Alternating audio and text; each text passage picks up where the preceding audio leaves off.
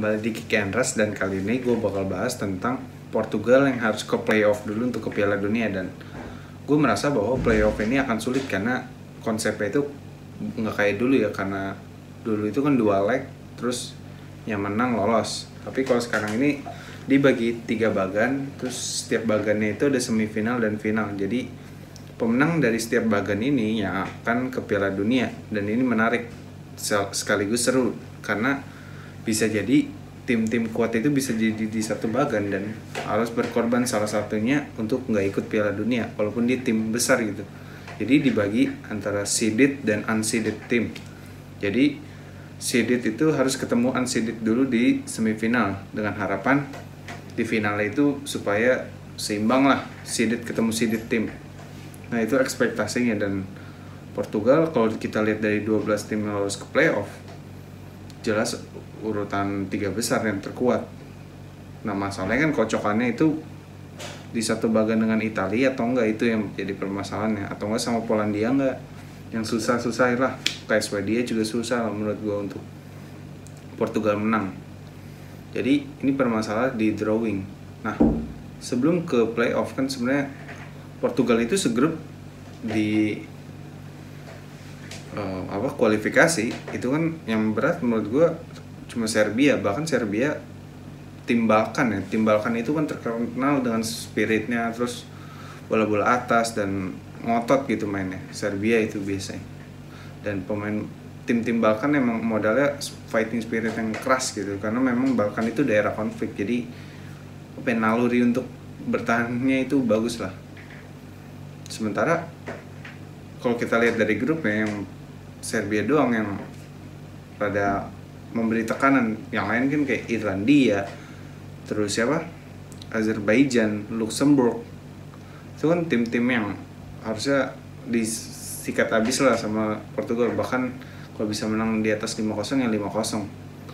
Tapi kalau grup yang macam kayak gini, menurut gue harusnya Portugal juara 1 ya di grup ini. Cuman ya namanya juga Portugal gitu, nggak heran juga kalau kita lihat di pertandingan Serbia ya, itu peluang sebenarnya 50-50 lah. Maksudnya nggak ada yang lebih unggul Portugal atau Serbia. Tapi ketika Portugal nyetak gol di 3 menit pertama ya kalau nggak salah, itu Portugal mainnya nggak ngejar gol kedua. Itu yang gue sayangkan. Dan kenapa sih Portugal harus udah puas dengan 1 gol, bahkan dia nggak mempertahankan permainan yang bagus gitu selama 90 menit. Bahkan banyak pemain yang gak konsisten, gak ditarik juga sama Fernando Santos. Dan Fernando Santos gue bingung ya, dia walaupun juara itu bukan sepenuhnya luck, cuman menurut gue jujur aja waktu Euro 2016 itu lucknya gede-gede banget. Karena waktu di quarter, pokoknya dari round of 16 itu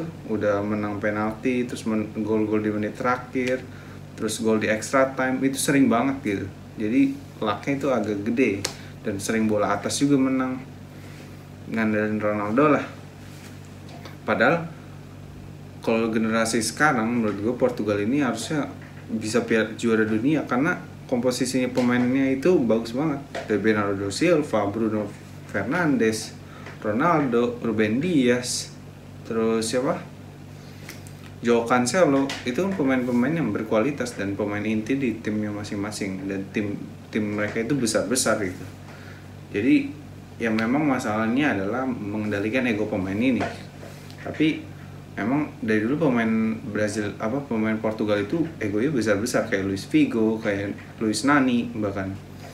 Memang agak susah sih ngendaliin pemain Portugal, dan memang Portugal itu pemainnya tipikal skillful semua. Jadi egonya memang harus ditekan dan menerapkan sistem. Cuman susah juga kalau Portugal ini diterapin sistemnya, karena Fernando Santosnya juga kapasitasnya segitu doang. Di babak pertama juga sebenarnya waktu lawan Serbia itu gimana ya, harusnya Portugal bikin gol kedua untuk kill the game gitu. Cuman ternyata Serbia ngotot dan dapat gol seri aja. Sebenarnya Portugal menurut gue harus tetap bikin gol kedua, tapi kenapa Portugal di 10 menit terakhir itu tetap bertahan, yang itu yang gue permasalahin. Dan permainan itu kayak main sendiri-sendiri gitu Portugal.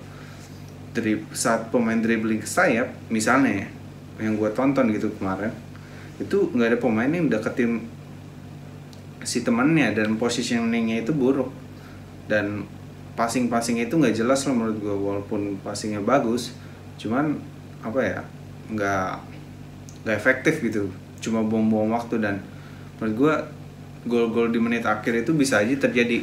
Kan yang salah sebenarnya lu 90 menit kenapa lu cetak 1 gol doang gitu sebelum lu kebobolan gol kedua, itu yang jadi permasalahan kan. Kenapa lu mainnya numpuk di belakang? Kan kalau kita lihat di gol kedua itu kan Portugal itu udah numpuk pemain di belakang lah, udah 2 menit terakhir ya kalau nggak salah.